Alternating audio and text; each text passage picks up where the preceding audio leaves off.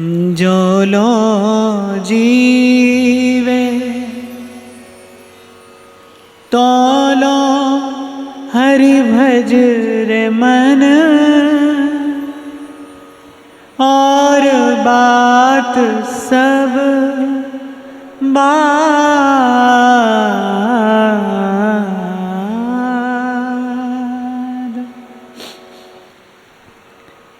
इस सत्र में इन 17 सिद्धांत के पदों का आश्रय लेकर हमने यहां भाव पक्ष और सिद्धांत पक्ष दोनों का ही चिंतन किया। पर इन समग्र पदों की चर्चा के चिंतन के सार स्वरूप अगर कोई हमें एक भाव, एक विचार, एक चिंतन यदि प्राप्त होता है तो वो यही है कि जो लो जीवे तो लो हरि भजरे मन, और बात सब बात। देखिए, हम संसार में आए हैं और संबंध बनाना ये हमारी विवशता है। उसका कारण है क्योंकि हम अपूर्ण हैं, और जब तक पूर्णता की उपलब्धि नहीं होती तब तक अपूर्णता स्थिर नहीं रहने देती। आपने कभी विचार किया कि नहीं किया, पर मैं अवश्य करता हूं कि कभी किसी वस्तु से, कभी किसी व्यक्ति से, कभी किसी स्थान से, कभी किसी स्थिति से हम अपना संबंध बनाना चाहते हैं। और संबंध भी कैसा बनाना चाहते हैं? हम सदा सदा का संबंध बनाना चाहते हैं। यद्यपि बनता नहीं, रहता नहीं, हमारा प्रयास बार बार असफल होता है, हम बार बार असफल होते हैं, पर हमारा प्रयास तो यही होता है ना, जहाँ अल्प सा सुख हमें मिलता है, बस हम चाहते हैं कि अब ये संबंध सदा रहे और ऐसा ही रहे। हम उस दिन भी चर्चा कर रहे थे कि अधिकार तो 7 क्षण का नहीं है, और हम अपनी ओर से प्रयास 7 जन्म का संबंध बनाने का भी करते हैं। तो मैं कई बार चिंतन करता हूँ, मैं अपने ही मन की इस वृत्ति का चिंतन करता हूँ, मानव मन की इस वृत्ति का चिंतन करता हूँ कि इस संबंध बनाने की आवश्यकता क्यों है? क्यों हम बार बार संबंध बनाना चाहते हैं? हम बार बार असफल होते हैं, फिर बनाना चाहते हैं। और जैसा मैंने कहा, कभी व्यक्ति से, कभी वस्तु से, कभी स्थान से, कभी किसी स्थिति से, जहाँ हमें थोड़ी सी अनुकूलता, थोड़ा सा आराम, थोड़ा सा सुख, जहाँ कहीं हमें अनुभव होता है, हम उससे नाता जोड़ते हैं और फिर चाहते हैं कि ये सदा रहे, ऐसा ही रहे। हाँ, ये बात दूसरी है कि स्थान, स्थिति, व्यक्ति, वस्तु, ये तो बाहर का दृश्य है। वस्तुतः हम सदा रहने वाले सुख से अपना संबंध बनाना चाहते हैं। पर हम संबंध बनाने की जो वृत्ति है, जो भीतर की आवश्यकता है, ये क्यों है? क्योंकि हम कहीं ना कहीं भीतर से अपूर्ण हैं। जैसे तृप्ति लाभ हो जाने के बाद, पेट भर जाने के बाद फिर भोजन की ओर देखने की भी इच्छा नहीं होती। बिल्कुल ठीक ऐसे ही जैसे और अंतर को तृप्ति लाभ होती है, फिर कहीं किसी की कोई आवश्यकता नहीं है। पर जब तक तृप्ति लाभ नहीं हुआ, भूखा व्यक्ति कितनी भी बात कह ले, पर भीतर से उसे भोजन तो चाहिए, भीतर से भोजन की आवश्यकता तो है। ऐसे ही जब तक भीतर से तृप्ति लाभ नहीं हुआ, जब तक आत्मा अपने गंतव्य तक नहीं पहुंची, अपने विश्राम तक नहीं पहुंची, तब तक ये यात्रा चलती रहेगी। तब तक आप और मैं यहाँ पर आते रहेंगे और जाते रहेंगे। तो ये संबंध बनाने की जो हमारी वृत्ति है, ये क्यों है? क्योंकि हम भीतर से अपूर्ण हैं, हम अधूरे हैं। हम कुछ दिन पहले चर्चा कर रहे थे, आप स्त्री होकर संसार को देखो तो आपको पुरुष की ओर आकर्षण है, आप पुरुष होकर देखो तो आपको स्त्री की ओर आकर्षण है। एक स्त्री जो है वो पुरुष के बिना अपूर्ण है, पुरुष जो है वो स्त्री के बिना अपूर्ण है। और रचना करने वाले ने ऐसी रचना रची है। ऐसे जीवात्मा को उस पूर्णता की अनुभूति, उसकी उपलब्धि होती है जब महात्मा की कृपा से उसका परमात्मा से मिलन होता है। तो सार की बात कहते हैं कि भाई, जो लो जीवे तो लो हरि भजरे मन, और बात सब बाद, और सब व्यर्थ है, और सब बेकार है। और व्यर्थ और बेकार क्यों कह रहे हैं? कल एक छोटा सा प्रसंग मैंने आपको सुनाया। एक सेठ साहूकार जब श्री गुरु नानक देव जी के पास गया और दिखा रहा है अपनी ऊंची अट्टालिका और अपनी अपार संपत्ति, तो महाराज ने कहा थोड़ा सा काम हमारा भी हो जाए। बोले सुई बस लेते आना, हम दूसरे घर ले लेंगे, हम रब के घर ले लेंगे। बोले महाराज ये तो संभव नहीं है। फिर इतना परिश्रम किसके लिए भाई? आपने कभी विचार किया आपके पास 100 कमरे का घर हो, आप तो एक साथ 2 में भी नहीं रह सकते। आप एक साथ 2 में भी नहीं रह सकते। और अभ्यास ऐसा होता है कि व्यक्ति को तो अपने ही पलंग पे नींद आती है, अपने ही घर के किसी दूसरे कोने में कभी कभी नींद नहीं आती। अपने ही घर के किसी कोने में आप जाके पड़ जाओ तो आपको वैसा आराम नहीं मिलता, आपको वैसी नींद नहीं आएगी। अपने घर में भी एक कोना होता है, पूरा घर भी नहीं। आप विचार करना और कभी अनुभव करना, पूरा घर भी नहीं, घर में भी एक कोना होता है जो आपका है, एक कोना। आपके घर भंडार भरा पड़ा हो पर आप तो अपनी भूख का अतिक्रमण कर ही नहीं सकते। भूख से बाहर जाते आप रोगी हो जाओगे। भूख से जैसे ही पैर रखोगे आप रोगी हो जाओगे। तो एक विचार तो जरूर करना चाहिए भाई। हाँ, ये मैं अवश्य कहूँगा, इस विचार के लिए बुद्धि की नहीं, इस विचार के लिए विवेक की आवश्यकता है। बुद्धि तो 1 से 10 करना सिखाती है। बुद्धि आपको 1 से 10 करना सिखाएगी। बुद्धि के पास ये युक्ति होगी कि आप 1 से 100 कैसे कर लें, पर उस 100 का सदुपयोग करने का विवेक तो आपको सत्संग से ही मिलेगा। तो विचार करना चाहिए कि ये सब परिश्रम किसके लिए है। और बार बार संत कहते हैं, और कहते क्या हैं, चेताते हैं आपको, मुझे जगाते हैं। भाई जिस धन को, जिस संसार को अर्जित करने के लिए आप पाप करते हो, अनीति करते हो, छल कपट करते हो, वो धन यही रहता है। और पाप की गठरिया आपके सिर पर आपके साथ जाती है और जन्म जन्म ढोते हो आप उस पाप का बोझ। विचार तो अवश्य करना चाहिए। तो कह तो मैं आपको ये रहा था कि ये इतना पसारा करते हैं किस लिए? अगर आप प्रभु की ओर देखो, आप प्रभु के होकर रहो, तो आप निश्चिंत संसार में रह सकते हो। और मुझे लगता है निश्चिंत इस संसार में रहना ये बड़ी उपलब्धि है। मैं उस दिन भी आपको सुना रहा था ना कि यहाँ कोई ऐलान कर दे कि हम मजे में हैं, यहाँ कोई ऐलान कर दे कि हम मजे में हैं, तो या तो वो फकीर है और या नशे में है। फकीर रह सकता है निश्चिंत, तेरा तुझको सौंपते और क्या लागे है मोर। जो भी गुण आपके पास में है, जो भी साधन आपके पास में है, उसको निवेदन करते जाइए। ये पाप की, ये कर्म की, ये गठरी और भारी मत कीजिए, इसे और गाढ़ा मत कीजिए। कबीर कहते हैं ना, प्रेम नगर का अंत न पाया, जूं आया त्यों जाएगा। सुन मेरे साजन, सुन मेरे मीता, या जीवन में क्या क्या कीता, सिर कर्मों का बोझा लीता, आगे कौन उठावेगा।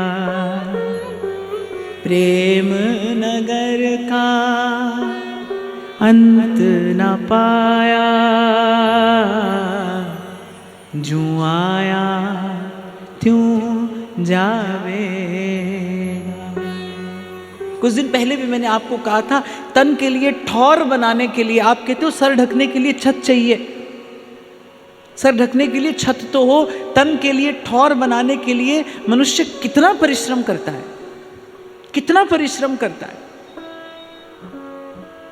पर भाई ठौर तो मन के लिए चाहिए, विश्राम तो मन को चाहिए, क्योंकि तन के लिए किया हुआ परिश्रम, उसकी परिणति अंत में परिश्रम में ही है। तन के लिए आपने जितना परिश्रम किया, परिश्रम की परिणति परिश्रम में ही है, उसमें सुख नहीं है। सुविधा से सुख नहीं है। विश्राम तो मन के लिए चाहिए, ठौर तो मन के लिए चाहिए। तभी संत कहते हैं यदि प्रेम नगर का अंत न पाया तो फिर ज्यों आया त्यों जाएगा। तो स्वामी जी के इन समग्र सिद्धांत के पदों का सार स्वरूप जो सिद्धांत है वो यही है कि जो लो जीवे तो लो हरि भजरे मन, और बात सब बाद।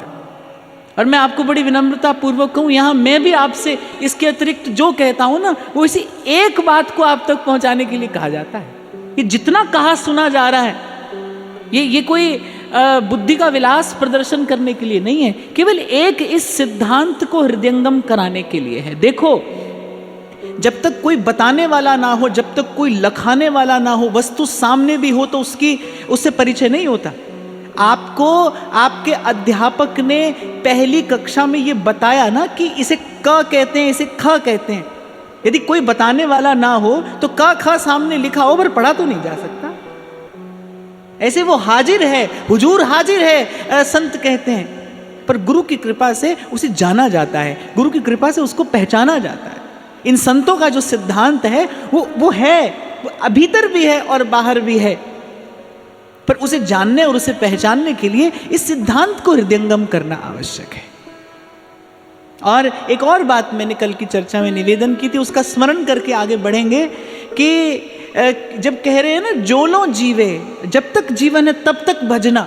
क्यों? क्योंकि भजन करोगे तो प्रलोभन आएगा, माया सुंदर सुंदर आकर्षण उत्पन्न करेगी, जीव के भूल जाने का, भटक जाने का भय है, अवश्य है। उससे बचने के लिए बस भजन नहीं छोड़ना।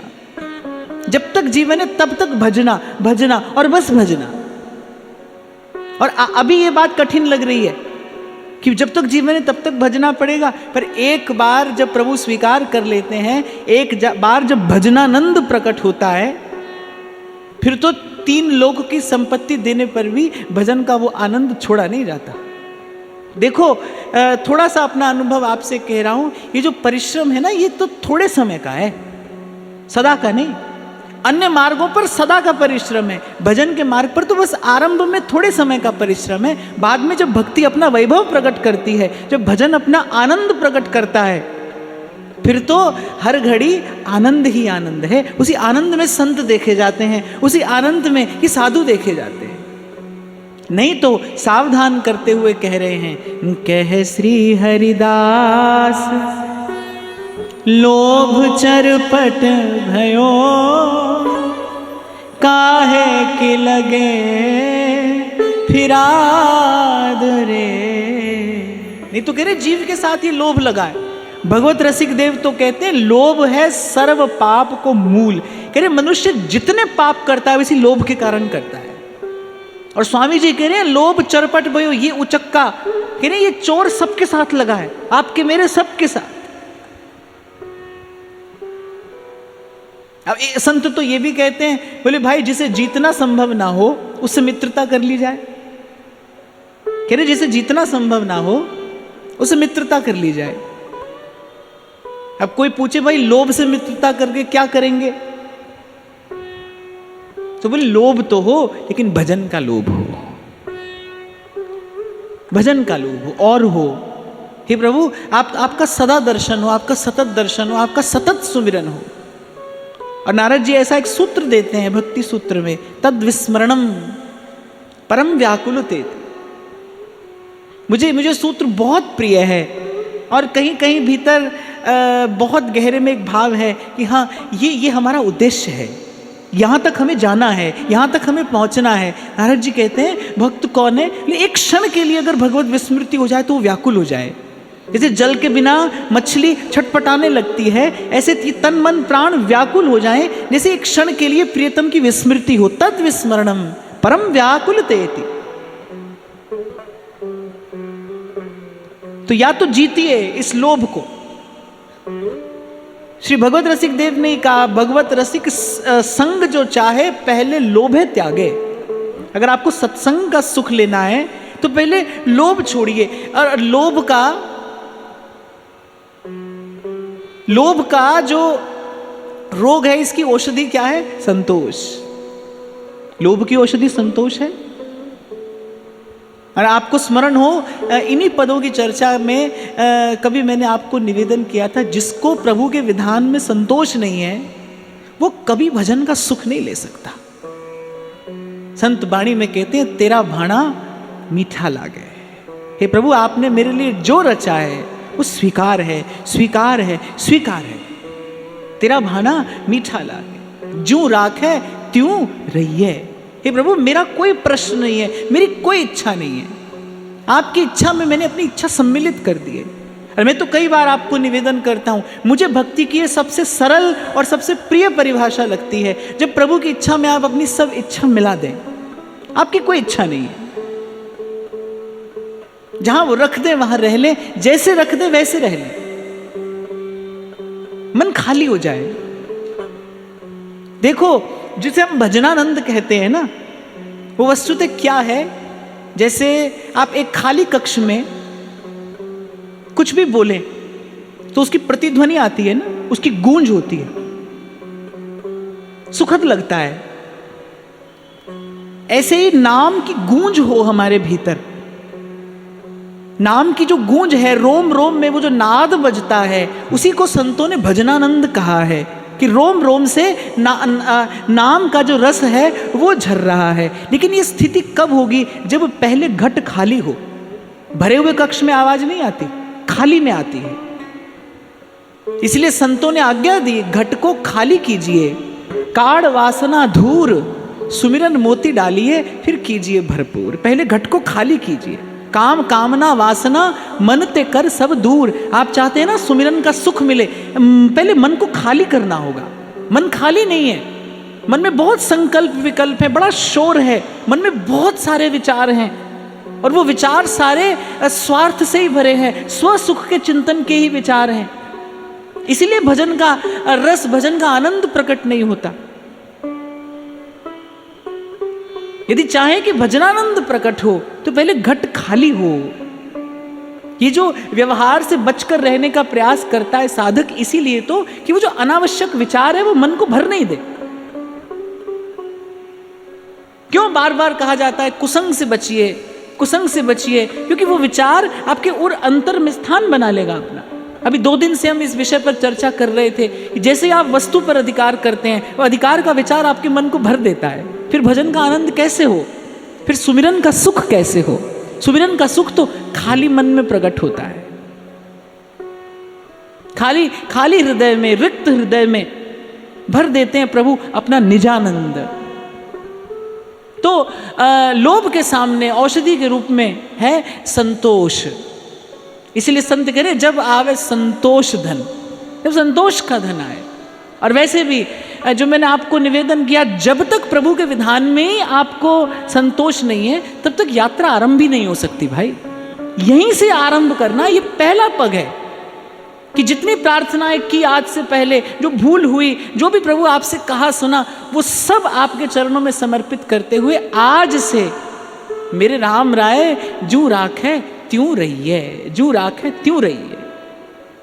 मैं अब कल बता रहा था ना आपको, मेरे पास में दीक्षा निवेदन पत्र आया और पता नहीं किसने मेरे पास में लिख कर भेजा, बोले आपने भागवत पढ़ने के लिए कहा, अभी तो हमने पढ़ी नहीं, और भागवत पढ़कर ही आप दीक्षा दो तो आपकी क्या महिमा है। तो मैं विचार कर रहा था, देखो जिसे आप गुरु बनाने जा रहे हो, उसकी पहली बात मानने में इतनी जद्दोजहद आपको करनी पड़ रही है। आप जिसकी पहली बात आप जो कि त्यों नहीं मान पा रहे हैं, तो भजन का मार्ग आपके लिए नहीं है भाई, भजन का मार्ग आपके लिए नहीं है। अरे प्रथम हृदय श्रद्धा जो करे, और श्रद्धा अर्थात जब सब प्रश्नों का अंत हो जाए कि आप जो कह रहे हैं वही सत्य है। और भाई शास्त्र बड़ा विचार कर ये बात कहता है, बोले ना विद्यावान पाता है न बुद्धिमान पाता है, कह रहे श्रद्धावान लभते फलम। न बोले ना बुद्धि से मिलेगा, ना विद्या से मिलेगा, ना बल से, ना पौरुष से, ना पुरुषार्थ से, श्रद्धा से मिल जाएगा। संत की बात में श्रद्धा हो गई, वो आपको मिल जाएगा। आपको पहले कई बार सुनाता था ना पंडित श्री रामकृष्ण दास बाबा जी महाराज की घटना। एक भोली भाली ब्रजवासन बाबा में बड़ी श्रद्धा, बड़ा अनुराग रखती थी, और बाबा किसी को शिष्य नहीं बनाते थे। तो बाबा ने कहा कौन संप्रदाय की? बोली बाबा वल्लभ कुल की हूं। तो बोले वल्लभ कुल में तो एक ही मंत्र जपो जाए, तो जपो कर। तो भोली भाली ब्रजवासन, उसने कहा बाबा अब कहा बताऊं, वहां में तो चंपो के चाचा को नाम आवे तो मैं जप ना सकूं। अब वहां तो एक ही मंत्र जपा जाता है, श्री कृष्ण शरणम मम। तो बाबा ने कहा तू वही जपो कर। अच्छा, बाबा ने एक बार भी अपने मुख से मंत्र का उच्चारण नहीं किया। मंत्र का उच्चारण करते तो शिष्य हो जाती वो। बाबा का ये व्रत था कि भाई शिष्य किसी को बनाएंगे नहीं, लेकिन उसका अनुराग बहुत था, बाबा में श्रद्धा बहुत थी और बड़ी निष्कपट श्रद्धा थी, निर्मल श्रद्धा। तो बाबा ने कहा अच्छा तो चंपो के चाचा शरणम ममा ये तो जप लेगी। वो खुश हो गई, बोली हाँ बाबा तो खूब जप लेंगी। तो बाबा ने कहा बस यही जपो कर। अब जो बाबा के साथ, बाबा के पास तो बड़े बड़े विद्वान पंडित लोग शास्त्र चर्चा करने के लिए आते थे, बड़े उद्भट विद्वान थे, भाव सिद्ध महापुरुष थे। अब वो विद्वान लोग बैठे, उनकी बुद्धि चकराई कि पंडित बाबा जैसा महापुरुष और किसी ब्रजवासन को चंपो के चाचा शरणम ममा जपने के लिए दे रहा है। पर भाई आश्चर्य नहीं करना चाहिए, क्योंकि यहाँ तो एक संत की बात है। अरे श्रद्धावान व्यक्ति तो कहीं से भी वस्तु प्राप्त कर सकता है, और यहाँ तो एक भाव सिद्ध संत सामने बैठे थे, उसकी प्राप्ति होने में कोई शंका थी नहीं। पर कहते हैं उस भोली भाली ब्रजवासिन की बस एक ही इच्छा थी कि मेरा ये शरीर एकादशी को छूटे और वृंदावन धाम में छूटे। और चंपो के चाचा शरणम ममा जपते जपते उसका शरीर एकादशी को ही छूटा और वृंदावन धाम में ही छूटा, उसको वस्तु की प्राप्ति हुई। तो प्रथम हृदय श्रद्धा जो करे, और श्रद्धा क्या है? जब सब प्रश्नों का अंत हो गया, अब कुछ पूछना नहीं है। अब गुरुदेव का सिद्धांत ही हमारा धर्म है। आपको स्मरण हो तो मैंने आपको कहा था, जो साधक है, जो इस मार्ग का उपासक है, उसके लिए कोई और कृत कर्तव्य नहीं है। शास्त्र पुराण में जो कहा गया वो उसके लिए नहीं है, उसके लिए केवल उसके गुरु का वचन, उसके गुरु का सिद्धांत ही पालन करने योग्य धर्म है। जब हमारे सेवक जी हमें आज्ञा देते हैं ना कि हरिवंश नाम बिसरे न छिन, श्री हरिवंश सहाय भल, जब हमारे सेवक जी आज्ञा देते हैं मन क्रम बचन कहो नित टेरे, श्री हरिवंश प्राण धन मेरे, जब हमारे सेवक जी आज्ञा देते हैं मन क्रम बचन त्रिशुद्ध सकल मत हम श्री हित हरिवंश उपासी, जब हमारे सेवक जी आज्ञा देते हैं श्री हरिवंश तजो भजो और रही तो मोहि श्री हरिवंश दुहाई, तो हमारे लिए केवल इस नाम का आश्रय हमारा परम धर्म है। इसके अतिरिक्त हम जो करते हैं मनमानी चाल है, करते रहिए और देखिए कहां पहुंचा जाता है। तो धर्म यही है जिसकी आज्ञा हमें गुरुजनों ने की है, जिसकी आज्ञा हमें आचार्यों ने की है, और उसके सन्मुख कोई प्रश्न नहीं है, कोई शंका नहीं। जहां सब शंकाओं की निवृत्ति हो जाए, उसी भाव धरातल का नाम श्रद्धा है, तो कोई शंका ना रहे। और प्रथम हृदय श्रद्धा जो करे, आप जिसका सेवन कर रहे हैं आप देखिए उसमें श्रद्धा भी है कि नहीं आपकी। एक और बात मैं आपको बताऊं, रोगी केवल औषधि से अच्छा नहीं होता, रोगी केवल औषधि से अच्छा नहीं होता। जो वैद्य होता है, जो चिकित्सक होता है, जो डॉक्टर होता है, उसमें उसका भी कुछ हिस्सा सम्मिलित रहता है। एक डॉक्टर ऐसा होता है कि वो रोगी के कष्ट को बात करके 10 गुना बढ़ा देता है, और एक डॉक्टर ऐसा होता है वो बात करके उसको आधा स्वस्थ कर देता है।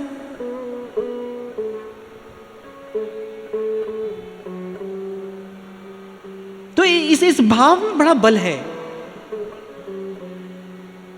कबीर कहते हैं ना, राम नाम की औषधि सतगुरु दई बता, औषध खाए पथ करे ताकि वेदन जा। जब नाम मिल गया तो फिर तो बस हरि हरि बोल प्यारी रसना। यही हमारा जप, यही हमारा तप, यही हमारा योग, यही हमारा व्रत, यही हमारा तीर्थ, यही हमारा दान, यही हमारा ध्यान, यही हमारा सर्वस्व। हरिवंश नाम बिसरे न छिन। तो जब भजनानंद प्रकट होगा, जब भजनानंद प्रकट होगा, फिर ये सब बातें बहुत पीछे रह जाएंगी। उस भाव दशा का फिर आप कहीं विवरण देने नहीं जाओगे, आप किसी से कुछ कहने नहीं जाओगे, आप किसी को कुछ सुनाने नहीं जाओगे, वो भाव दशा कुछ और होगी। पर वहाँ तक पहुँचने से पहले सिद्धांत का चिंतन, सिद्धांत का मनन और सिद्धांत का निधिध्यासन अत्यंत आवश्यक है।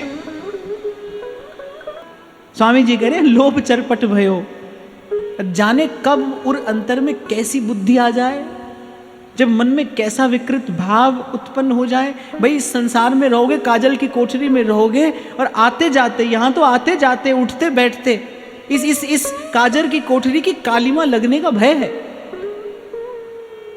इसीलिए कबीर कहते हैं दास कबीर जतन से ओढ़ी,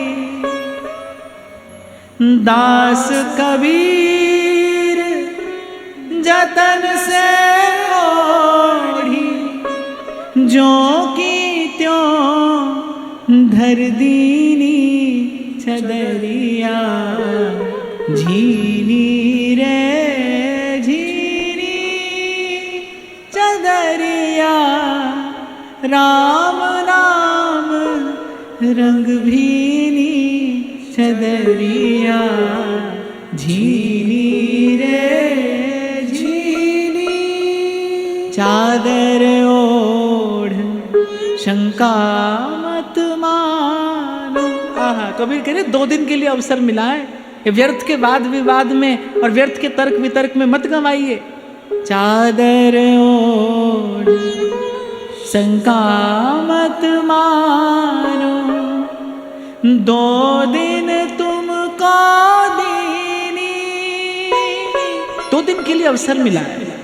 और कल हमने इसी भाव पर चर्चा की कि 4 दिन के जीवन में 2 दिन तो सोने में बीत जाते हैं। कुछ बालपने में खोया, कुछ यौवन के उन्माद में खोया। देखो हिस्से आता क्या है, कितना अल्प सा काल है। अल्प से जीवन में भी अत्यंत अल्प सा काल है जिससे इस जीवन का निर्माण किया जा सकता है, आत्म कल्याण किया जा सकता है, इसे सफल और सार्थक बनाया जा सकता है। थोड़े से ही पल हैं भाई। इसीलिए संत कहते हैं रे मन हंसा मोती चुगना। अरे मन हंस, तुझे इस संसार में लिए जा रहा हूं और यहाँ पर गुण भी है और दोष भी है, पर गुरु का संग करके, साधु का संग करके, हंसवत विमल विवेक प्राप्त करके मन हंसा मोती चुगना, गुण ग्रहण करना, भला भला चुनते जाना। भला लोगे तो ही तो भला दोगे, यहां से भला ग्रहण करोगे तो ही तो भला दोगे। आपने एक अंग्रेजी की कहावत है, उसमें कहा जाता है ईट हेल्दी थिंक बेटर। पर पहले ईट हेल्दी, पहले अच्छा भोजन करिए तभी तो अच्छा सोच पाओगे। इस संसार से गुण ग्रहण करिए, गुण ग्रहण करके ही इस संसार को कुछ स्वस्थ दे पाएंगे। आप स्वस्थ हैं तो स्वस्थ दे सकते हैं। स्वस्थ व्यक्ति की तो सेवा करेगा, चाहे वो तन से हो या मन से हो या साधन से हो। तो भला भला चुनते जाना। चादर ओढ़ शंका मत मानो, 2 दिन तुमको दीनी। गुरुजनों के संग रहना, संतों के आसपास बने रहना, उनके चरणों की छाया में रहना, वो गुण ग्रहण करना सिखा देंगे। साधु क्या सिखाता है? साधु गुण ग्रहण करना सिखाता है। कई बार हम चर्चा करते हैं भाई संसार थोड़ी बदल जाता है, संसार तो ऐसा ही रहता है, आगे भी ऐसा ही रहेगा। गुण ग्रहण करना आ जाता है, हमें काम की वस्तु चुननी आ जाती है। साधु ऐसा चाहिए जैसा सूप सुभा, सार सार को गह रहे थोथा देत उड़ा। आप देखो जब गुण ग्रहण करना आ जाए तब न किसी से द्वेष है, न किसी के प्रति अहित का भाव है, न मन में कोई क्लेश है। द्वेष ही तो मन में सब क्लेश लाता है। राग और द्वेष के कारण ही तो सब क्लेश है। जब आपको गुण ग्रहण करना आता है, जब आप दोष छोड़ते चलते हैं और गुण ग्रहण करते चलते हैं, तब आप देखते हैं कि जीवन में अब कोई नकारात्मकता नहीं है, बड़ा सकारात्मक हो गया है जीवन, स्वस्थ हो गया है जीवन, निर्मल हो गया है जीवन, पवित्र हो गया है जीवन। केवल गुण ग्रहण करना आता है साधु को। अब वस्तु की ओर देखो, आप पदार्थ की ओर देखो, तो फिर तो गुण दोष आपको दिखाई पड़ेगा। दृष्टि प्रभु पर हो, जो है वो प्रभु का है।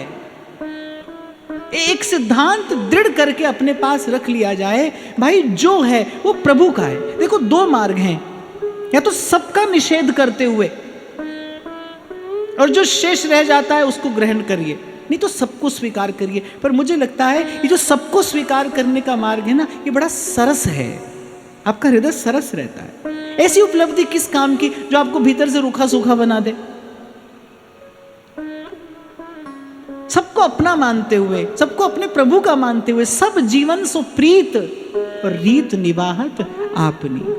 नहीं तो आज के पद में स्वामी जी कहते हैं, प्रेम समुद्र रूप रस गहरे कैसे लागे घाट।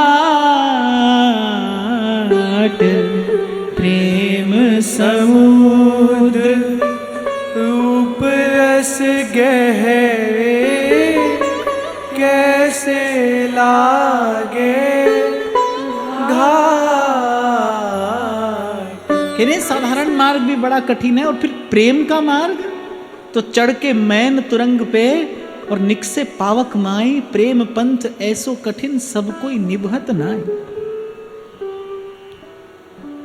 प्रेमी को तो पल पल स्व सुख की आहुति इस प्रेम की अग्नि में देनी होती है, पल पल। श्याम सुंदर कहकर गए हैं कि मेरी राह देखना। अब गोपी के लिए वही धर्म है, उसके लिए वही जीवन है, वही जीवन है। मैं तो खैर बहुत अधिक इस भाव का चिंतन नहीं करता, मेरे में तो सामर्थ्य नहीं है, पर कभी कभी विचार मन में आता है कि जिन्होंने श्री कृष्ण को इन नेत्रों से देखा, जिन्होंने श्री कृष्ण का आलिंगन किया, जिन्होंने श्री कृष्ण का अधरामृत पाया, जिन्होंने श्री कृष्ण को लाड़ लड़ाया, और जिन्हें प्रभु ने लाड़ लड़ाया, जिन्हें प्रभु ने प्रेम दान किया, रस दान किया, उन गोपांगनाओं के लिए कैसा हो गया होगा जीवन जब श्री कृष्ण चले गए होंगे।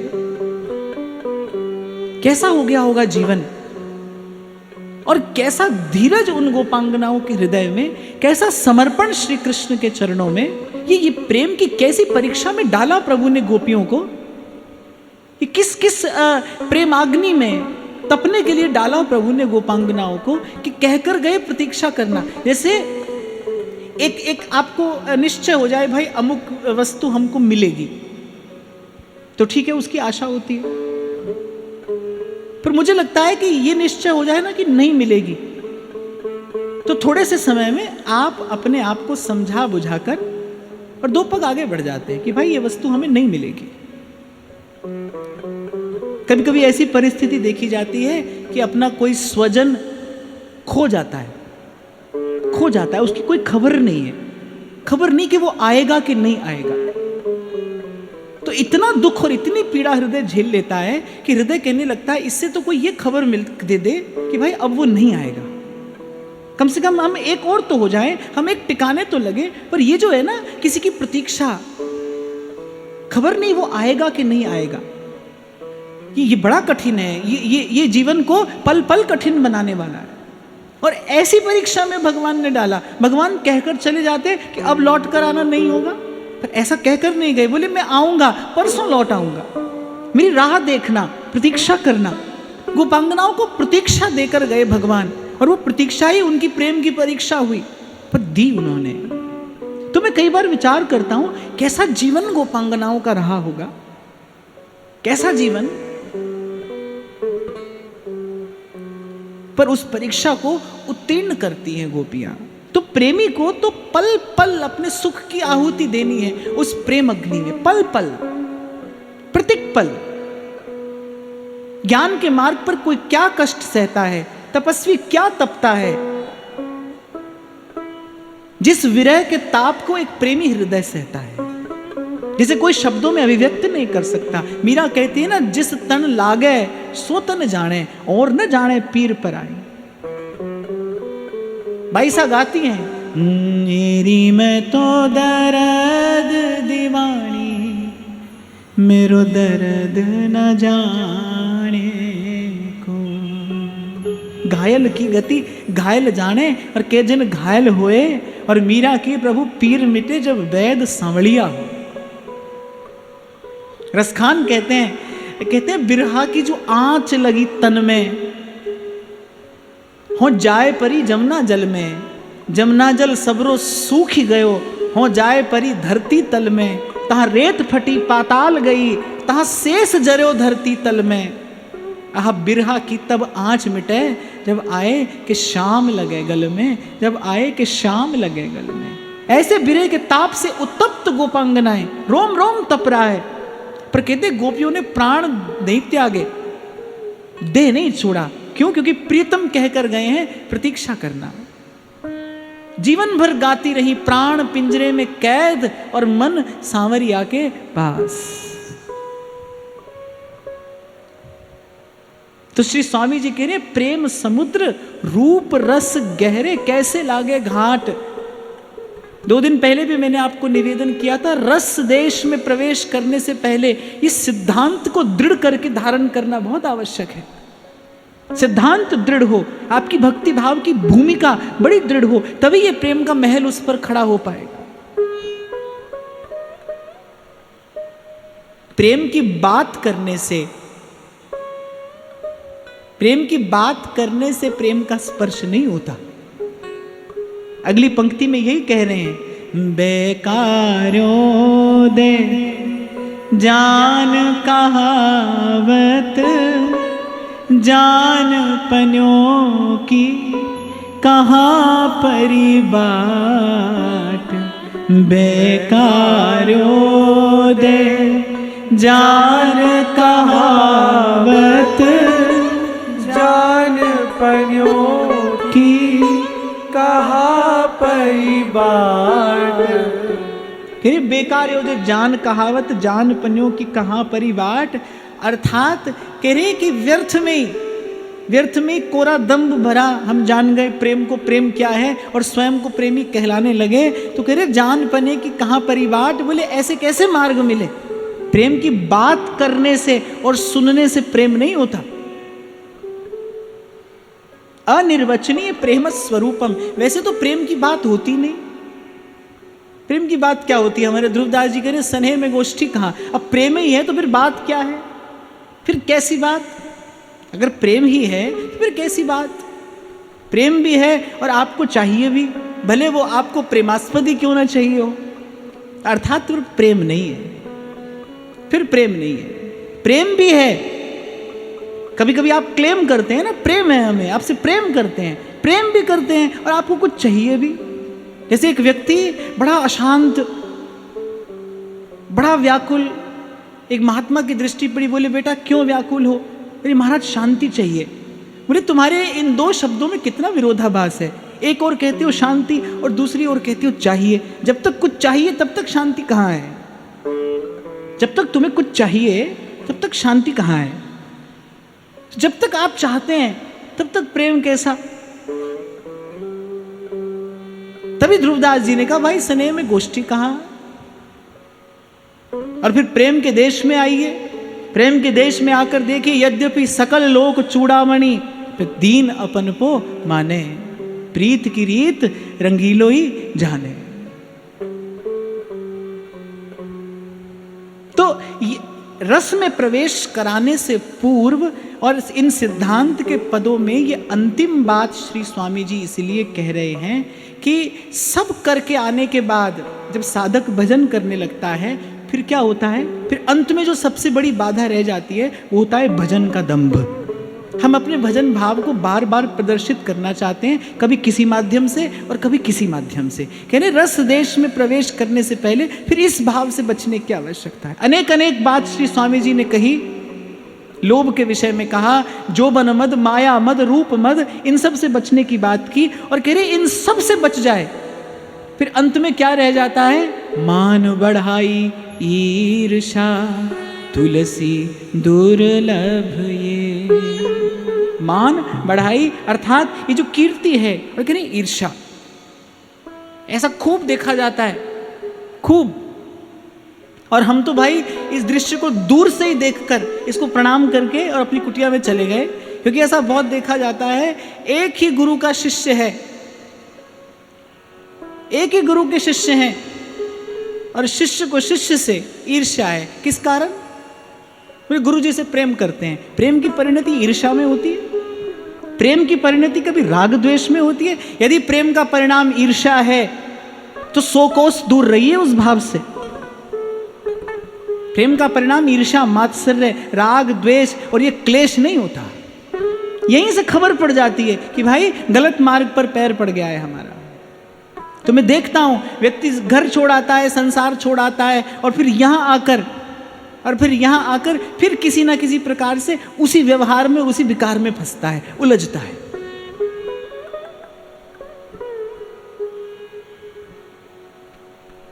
तो कह रहे बेकार होते जान कहावत, जान पन्यों की कहा परिवार। और वैसे भी कभी कभी ये देखा जाता है कि जो हम में है नहीं उसे हम दिखाने का, बताने का, प्रकट करने का प्रयास करते हैं।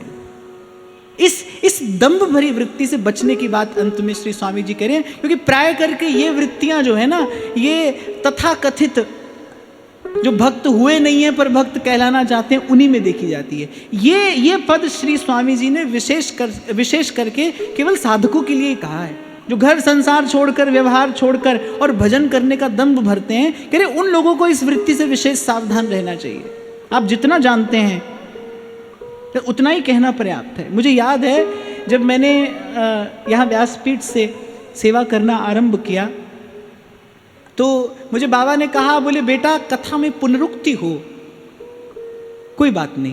पुनरुक्ति कहते हैं एक बात को बार बार कहना। वो कहते हैं कथा में पुनरुक्ति हो कोई बात नहीं, पर देखना कथा में कभी अतिशयोक्ति ना हो। अतिशयोक्ति अर्थात जिसे तुम नहीं जानते, जिसका तुम्हें कोई अनुभव नहीं है, वो बात नहीं कहना। जिसे आपने अनुभव किया है अपने साधक जीवन में या आप करने का प्रयास कर रहे हैं, जो आपके अनुभव की बात है, केवल वही यहां से कहनी चाहिए। जो हम हैं नहीं उसे दिखाने का, बताने का प्रयास करना अंत में भक्ति को दंभ और पाखंड से दूषित कर देता है। अच्छा, एक बार हम थोड़ा ध्यान से अगर इसका विचार करें, हम अपने भाव का प्रदर्शन कर रहे हैं, बदले में हमें क्या मिल रहा है? संसार से जय जयकार मिल रही है। अरे विचार करो, वो संसार से मिलने वाली जय जयकार, वो संसार से मिलने वाली मान प्रतिष्ठा अंततः हमारे अभिमान की वृद्धि तो करेगी। अंततः हमारे भीतर का जो अभिमान है वही तो बढ़ेगा, और अंततः अभिमान बढ़ने से हम प्रभु से दूर ही तो होंगे, प्रभु से विमुख ही तो होंगे। असत्य का परिणाम कभी सुखद नहीं हो सकता। वो किसी ना किसी प्रकार से आपको प्रभु से दूर ले जाएगा, आपको भजन के आनंद से दूर ले जाएगा। और वैसे भी भाई मुझे तो ऐसा लगता है, जिसको तू नवाज दे उसको नवाजे जमाना। सम्मान तो उसका जो उसका है जिसको प्रभु से मिला हो, उसका जो सम्मान है, उसकी जो कीर्ति है, उसका जो यश है, उसे काल नष्ट नहीं कर सकता। वो कल्प कल्पांतर, युग युगांतर तक अक्षुण्ण रहता है। अगर यशस्वी हैं तो फिर हनुमान जी हैं, उन्हें प्रभु ने यश दिया है। प्रभु ने कहकर कहा, सुन कपितोत उऋण में नाहि।